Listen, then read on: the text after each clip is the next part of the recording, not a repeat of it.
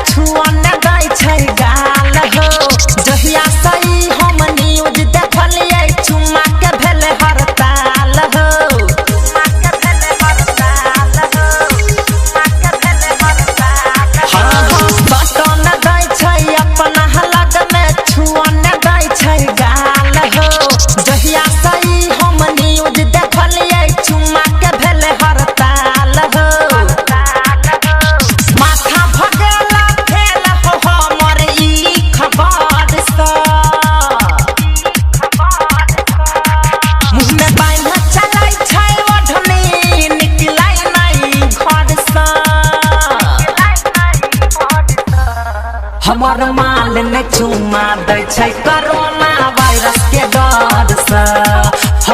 हमर माल ने चुमा दै छै कोरोना वायरस के डर से।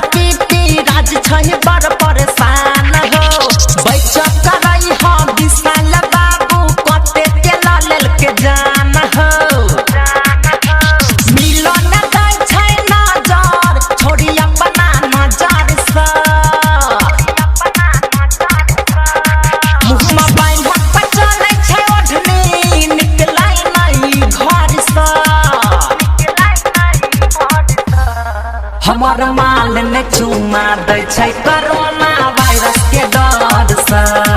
हमर माल ने चुमा दै छै